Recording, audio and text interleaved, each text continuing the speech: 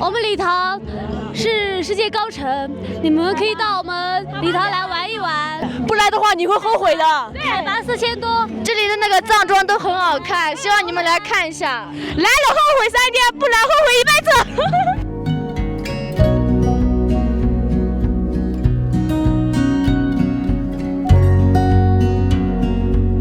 你想过离开这里去别的地方发展吗？因为这里海拔这么高。不是这边发展像我以前不是这样的，城很小。哦，城市很小。以前嘛，现在嘛，你看城市那里的修房子啊、修路啊、修那个铁路啊、长铁路啊，修得多呀。真的，人口特别多。现在发展特别多，发展好了。真的。帅哥，这里能停一下吗？你看，世界高层礼堂，在一个下雨天，你看这座世界最高城，在礼堂客运站这里。在礼堂县住了2个晚上，第3天早上，我搭车前往甘孜藏族自治州的州府康定市。这里就是雅江县天路18弯，骑行318的人。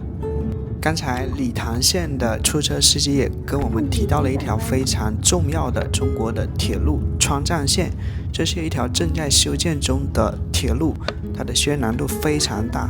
咱们知道现在要坐火车进西藏呢，是要去到这个西宁啊，从西宁才能坐火车去到拉萨。那么未来如果我们想要坐火车去西藏呢，不一定要去西宁了，而是从成都。待会儿呢，我们在翻过折多山的时候呢，详细聊一下这条铁路。雅江县。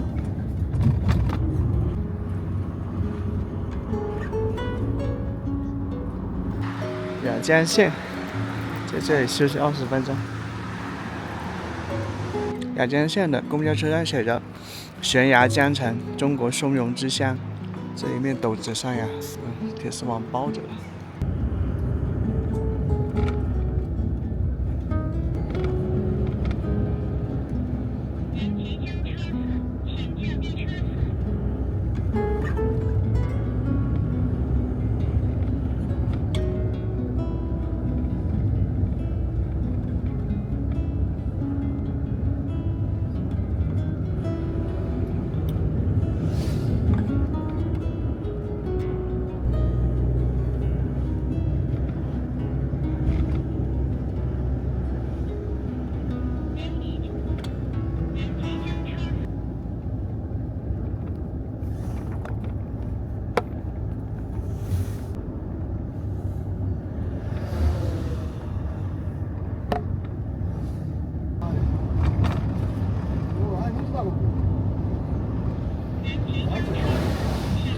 现在翻越折多山，下雪了。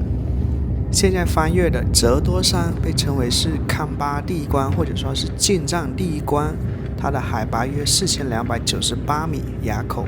这是川藏南线，也就是原318国道重要路段上的一段著名的山口。之所以被称为康巴第一关，就是因为从成都方向一路向西翻过折多山后呢，就进入了典型的康巴高原地貌。民间常说，翻过折多山，真正的西藏味道就开始了。但是呢，我是反方向走的，也就是从理塘前往成都的方向。那么我们说回前面提到的川藏铁路啊，不知道屏幕前的你有没有坐火车去过一次西藏啊？如果你没有坐过的话，我觉得你可以体验一下世界上海拔最高的这个高原天路青藏铁路，一路上可以饱览这个地球上最壮丽的高原风光。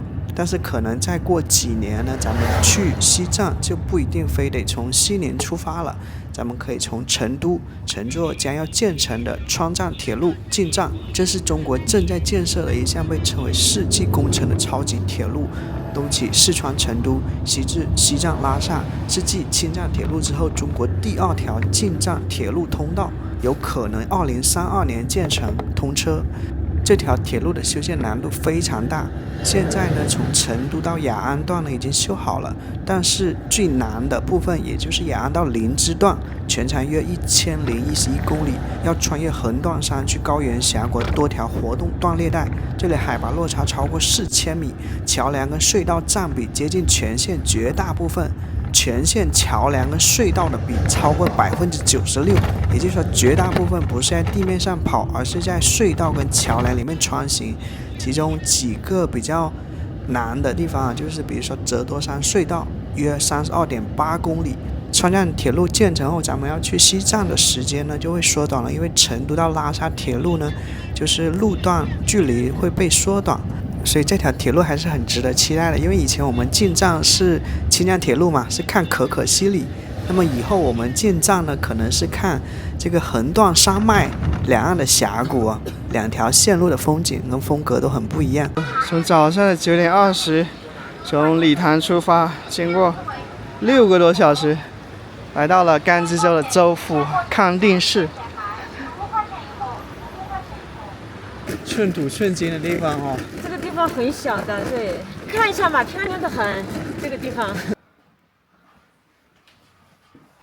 哦，在康定住的是一个大床房，山景大床房。这位老板娘，她跟我说是只有300多米，就从我下车的地方，后来一走了1公里，所以起初她说90块钱的，后来我说这个地方太偏了，然后70块钱就住下来了，挺干净的，而且。跑马溜溜的闪闪，一朵溜溜的云哟，短短溜溜的照在康定溜溜的城哟。很多人来到康定这个城市，只是把它作为去西藏去稻城亚丁的一个中转站，在这里这个吃个饭，然后住一晚，短暂的停留，第二天继续赶路。但是呢，我来到康定呢，我是很好奇的，就是为什么偏偏是康定？这里呢是几乎所有人从成都进入青藏高原的必经之地，而且呢，这里是这个汉地跟藏区交汇的一个地方，影响了中国西南地区几百年的时间啊。今天我想暂时忘记攻略和景点，花1天的时间去寻找这些问题的答案。康定溜溜的城哟，今天从理塘搭车6个多小时啊，来到了康定城。那么途经过一座这个山叫折多山，那里海拔4200多米啊，已经一些雪花覆盖着了。那么身后这条河呢，也叫折多河，它贯穿整个康定的城区啊。哇，这空气好清新啊！你能想到吗？就是现在很多这个南方的地区啊，已经是高温笼罩着了，30多度的高温了。那这里的话还要穿几件外套，我把我所有的外套都穿上了。这里的温度的话，大概就10度左右，可能都不到10度。康定的气温是1摄氏度到7摄氏度，你那里多少度呢？康定的海拔是2500米啊。这里的一些餐厅呢，写出很大的标语说高压锅煮面更好吃啊。即便离开了世界最高城理塘啊，这里仍然需要用高压锅煮面才可能煮得通透，更好吃。山上的石面啊，描摹了很多的佛教图画啊，释迦牟尼、观音菩萨。这个折多河的水流声，贯穿全程啊，走在路边掩盖过这个车流声。我很喜欢这种有特点的城市啊，它就是2山加1河。那么这个城市的城区就分布在这个河岸两边啊，所以平地少，山地多。这楼都建得挺高的啊，5、6层、6、7层。几年前拍的这个云南1线城市嘛，盐津县啊，康定市也颇有这个1线城市的风采啊，也是一条狭长的河谷。四川乡村客运。那么新都桥到康定大概有80公里吧，票价是30多块钱。哇，这个城市我觉得好美啊，是一种出类拔萃的与众不同的美。可能是因为刚下过雨的原因啊，这个绿色显得特别的翠绿，而且这个微风吹来啊，很凉爽。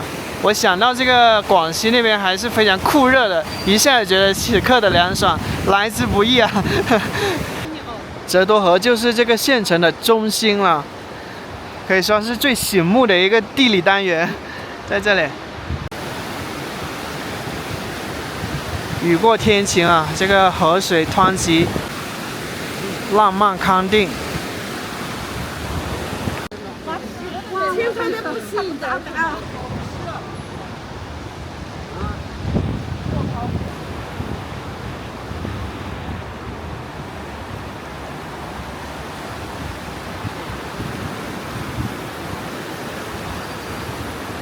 溜溜城格山花大酒店，溜溜城就是康定的一个文化标签了，文化名片啊。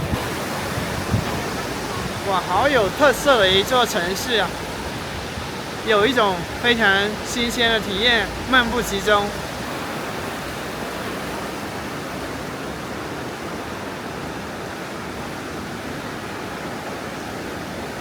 前面这里就是康定广场，应该就是这个县城、这个城市的中心啊。这个城市就是因为一首康定情歌而全世界闻名啊。康定市是甘孜藏族自治州的州府，是连接四方的中心。这里是雪山跟河谷之间的门户。那么前一天游览的理塘呢，则是希望在高原腹地构筑起另一个支点，成为甘孜州未来发展的副中心。这是我在理塘县看到的一个宣传标语。那么两座城市一东一西，而此刻我们暂时把视线从康定收回，重新回到那座伫立在海拔4000米之上的高原之城，被誉为世界高城的理塘。仁康古街，这里有自助的专业销售跟租赁便携式氧气瓶、车载制氧机，19.9块一瓶。眼前就是千户藏寨，差点说成千户苗寨，实在是因为千户苗寨太出名了。这是千户藏寨、乐通古镇。市面上有很多川西旅行团，如果说这些川西旅行团在理塘停留几个小时，那么其中必不可少的一站往往就是眼前的乐通古镇。这是理塘县城内唯一的国家4级旅游景区，不仅是一处打卡地，也像是一扇了解高原生活跟康巴文化的窗口。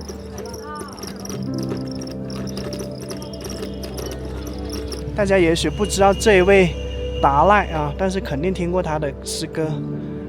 达赖六世，世间安得两全法，不负如来不负卿。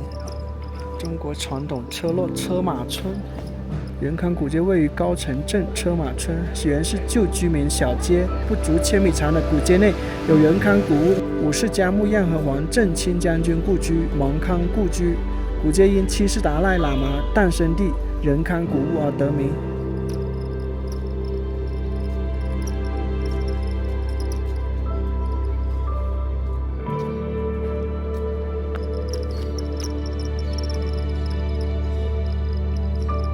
七世达赖故居、仁康故居。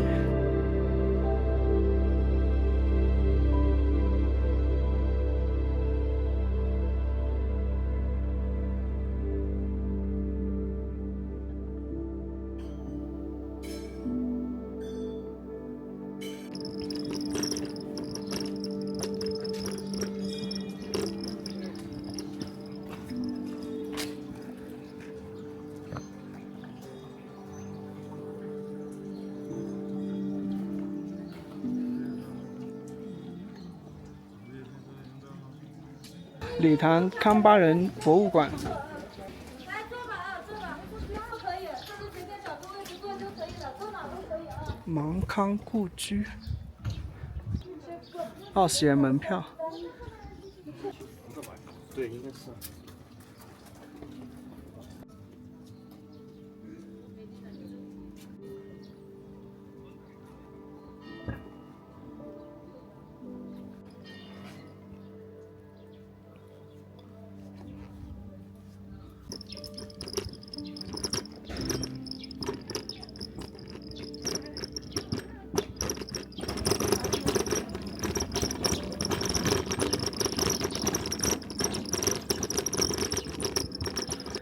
现在改名成天空之城诗歌馆了哈，原仓央嘉措微博物馆。好多人哦，即便下着雨呢，也绕着这个仁康故居啊绕行。然后它的院墙是一排一排的转经筒，说法是要顺应自然的一个秩序，所以要顺时针转。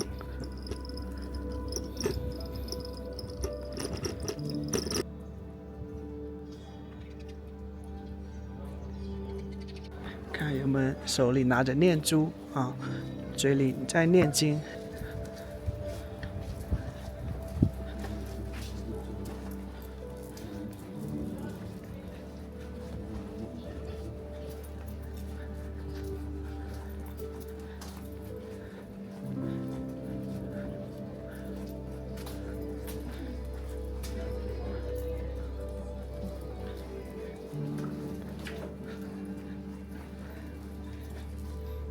每个人都一定要摸到这个木头啊，不能敷衍了事的。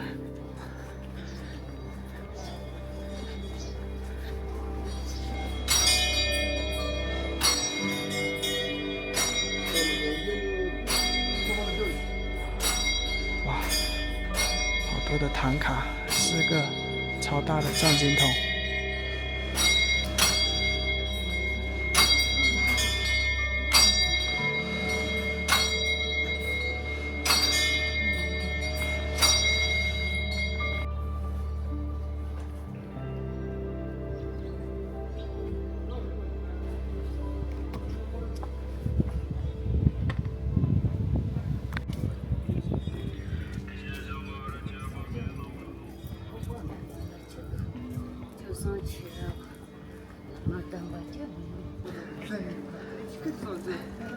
请问一下，您是当地人吗？对，我是当地人。请问一下，咱们这里送一单外卖，一般均价是多少？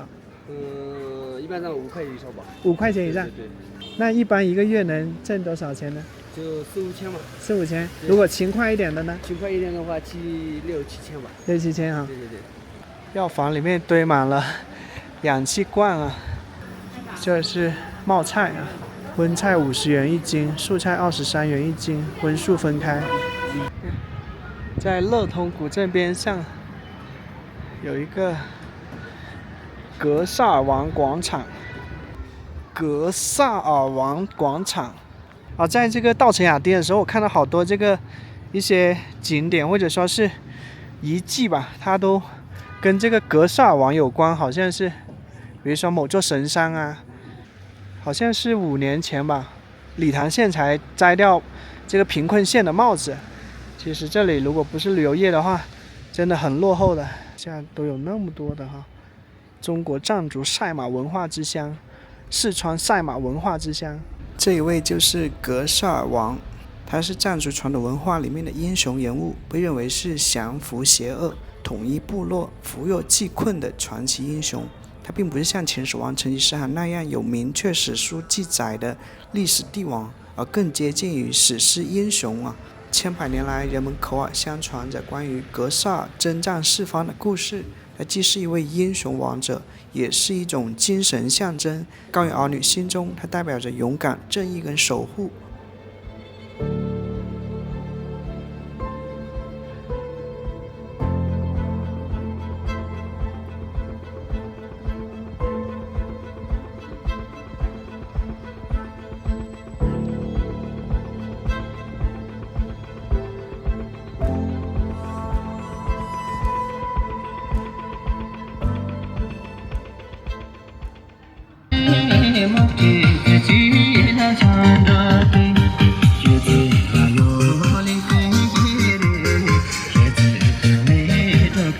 夜生活在这座高原之城徐徐展开了。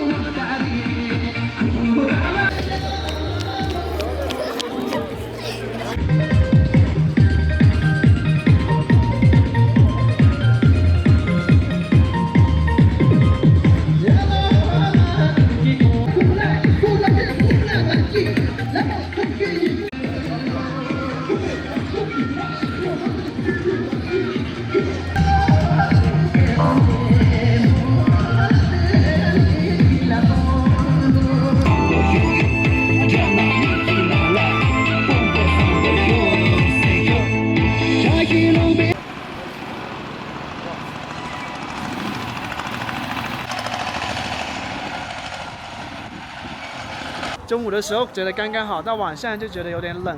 哇，你看这理塘县的气温，3摄氏度到13摄氏度，现在晚上我感觉应该是10度左右，我觉得。因为导游一直强调说在高原不能洗澡，所以我这头发你看油的，已经有3、4天没洗过头了。这个是一个重庆面馆，我还挺喜欢吃这个豌杂面。一般不都是贵州遵义粉才有的那个泡菜那个。今天好像体验了2种旅行生活，一种是跟着大部队的旅行团的，一种是自己一个人孑然一身的，2种体验太不一样了。我感觉我还是适合这种自由自在的。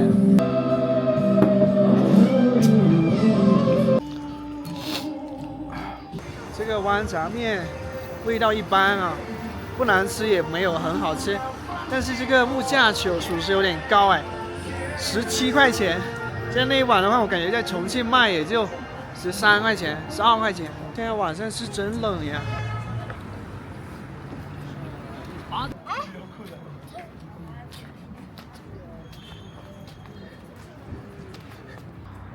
高原上买水果，樱桃、葡萄、李子、芒果。我比较喜欢吃这种带酸酸甜甜的这个李子啊，这个12块钱500克。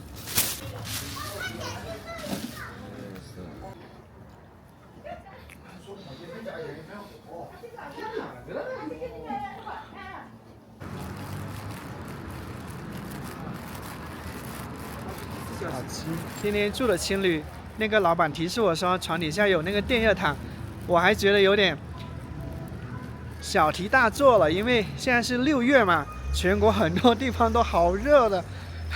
现在我理解了，这个地方晚上是电热毯可能是用得上的。谁能想到啊，酷热的6月，居然还要电热毯，这是海拔4000米以上的世界。离开理塘县之前，我偶然遇上了理塘县一所中学的毕业典礼。距离初3学生的中考还有几天时间，学校提前为这些即将毕业的孩子举办了一场别开生面的欢送仪式。对于生活在平原小城的我来说，我从未见过这样的毕业场景。在高原的阳光之下，一张张年轻而真实的脸庞，他们从海拔4000多米的土地上长大，脸上带着浅浅的高原红。好，动起来了。带着对初中生活的好奇，开启了一段全新的旅程。在1000多个志愿，有晨光熹微中的朗朗书声，有晚自习的奋笔疾书，有课堂上热烈的讨论，也有课间肆意的欢笑。我们一起为命梦想并肩结识。3年时光褪去了我们的稚气，沉淀了我们的从容。我们曾为难题苦恼，为考试紧张，为离别伤感，也为每一次小进步欢呼雀跃，团结温暖，沸里笑笑的91班。萍水思源，不忘师恩。3年以来，是朝夕相伴的老师们循循善诱，悉心教诲。不少老师潸然泪下，都变得深重有趣，仿佛有了生命。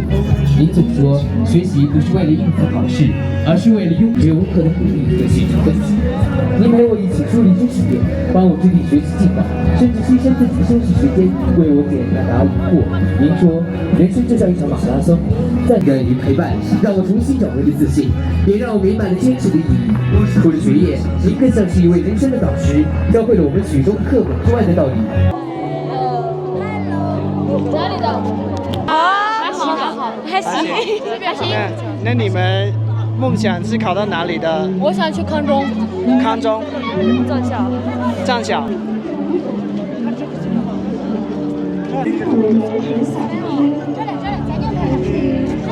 一个要给老师，一个是有朋友的。哦，一个是朋友的。加油，然后就没有什么。加油哈！你想考上什么大学？梦想的大学？西南民族大学。西南民族大学。好，加油加油！梦想成真。谢谢。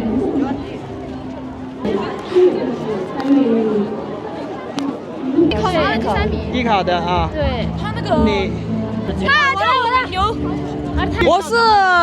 我叫丁真许错，然后呢，祝所有考生中考加油，不是金榜题名，然后考个好的高中。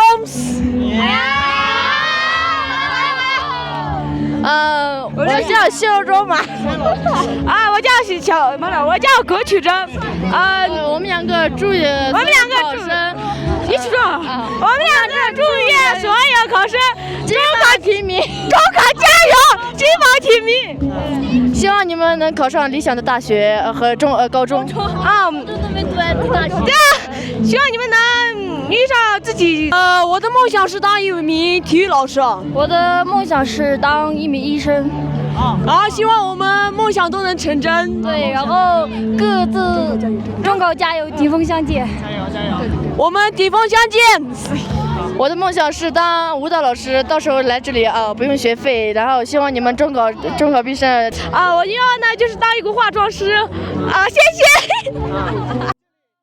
我们礼堂是世界高城，你们可以到我们礼堂来玩一玩。对，不来的话你会后悔的。海拔4000多，这里的那个藏装都很好看，希望你们来看一下。来了后悔3天，不来后悔一辈子。我们是 F4，希望我们4个中考加油，金榜题名。这里的牦牛肉特别好吃，记得来吃啊！希望我们以后还能顶峰相见。介绍吃的啊，我们这有糌粑水有茶，噼里啪啦的，我也不知道怎么说了。还有酸奶，礼堂的酸奶那是正宗的酸奶，特别好吃，你们可以尝一下。是的，如果你们有空可以来我家，免费请你们吃。谢谢大家。这里是丁真珍珠的家乡，记得来哦。来，走，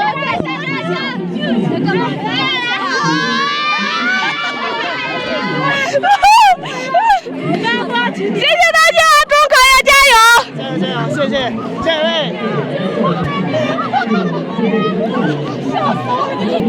好，谢谢，拜拜。好可爱。就那么几句话。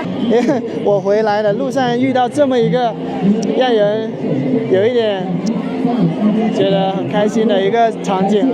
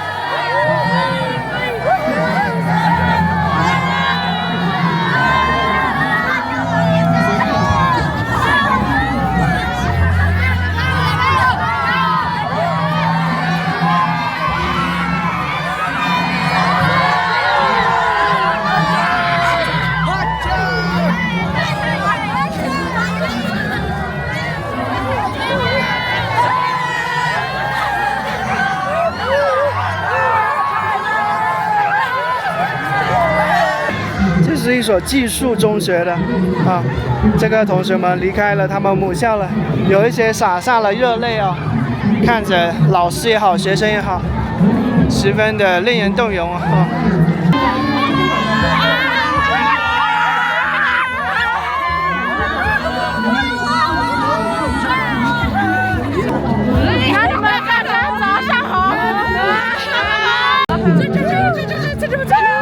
这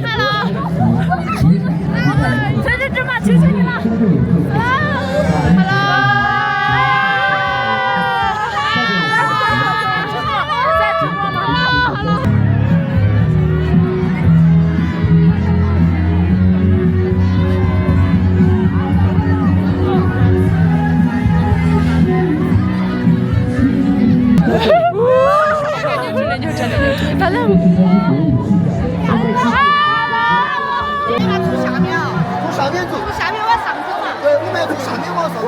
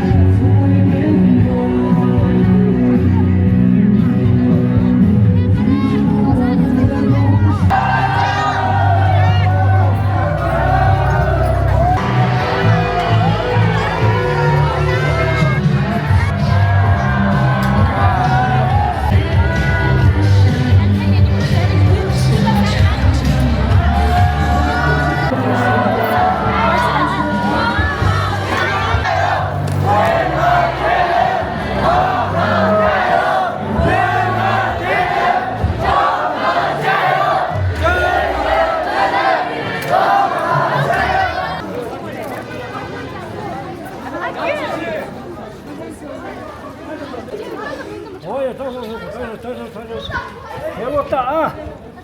你要不就出去啊！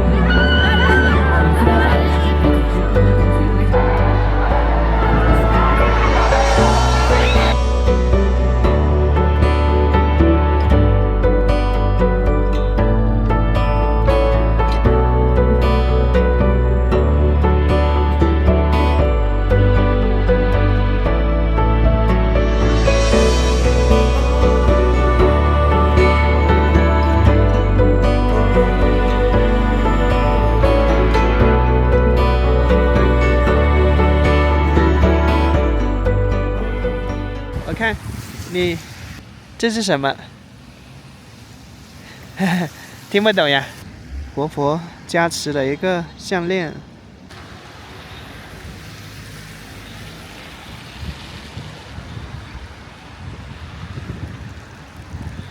因为我看到远处的山坡上有一种闪闪发光的东西，所以我想过来看看究竟是什么。好像是光伏板，但是铺满整片山坡，像是一面超大的镜子，远看还是挺神奇的。一个绿油油的山坡上变成了这个样子。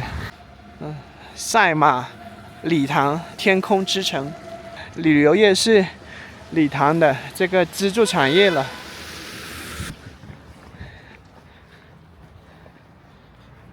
今天早上去的那个天葬台，那里是属于是理塘县的最西边了。那么这边属于是理塘县的县城最东边了，差不多。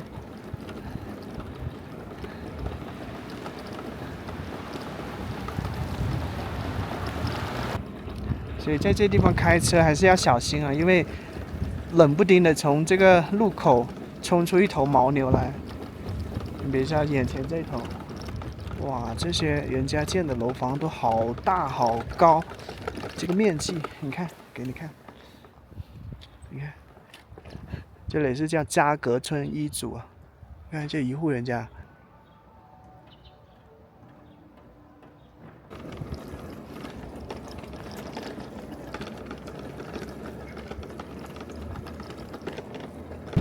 我把我所有外套3件外套都穿上了，还是有点冷，要没有太阳就有点冷。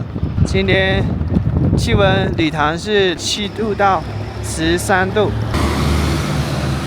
松赞干部大酒店7、8层的大楼就属于是礼堂线比较高的了。这里一块石碑写着礼堂海拔4014米，世界高层。这是雪域情歌大酒店。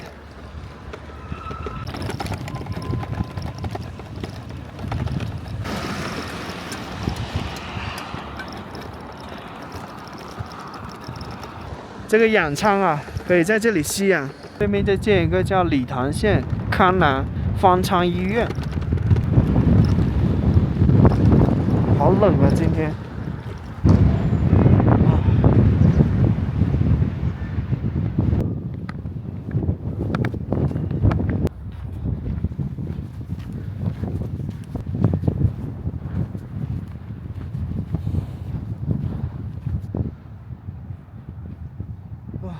下面太冷了。我试着用无人机去靠近，给你在远处看见的山坡上闪闪的巨大的那面镜子，可是因为风太大了，无法靠近。后来我才知道，那是漫山遍野的光伏板。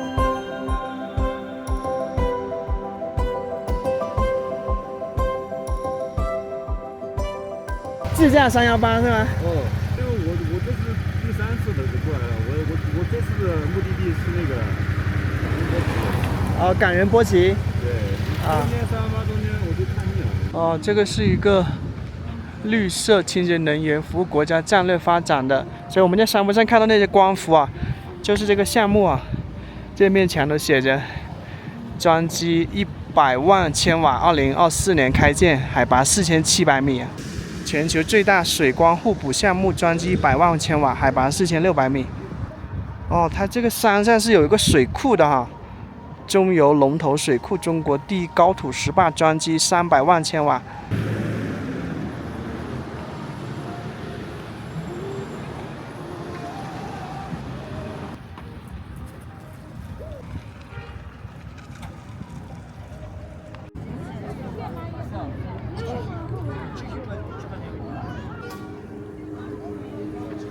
礼堂县双语技术制示范小学，小学放学了，接近北京时间8点钟才放学。为什么这么晚？5年级2班。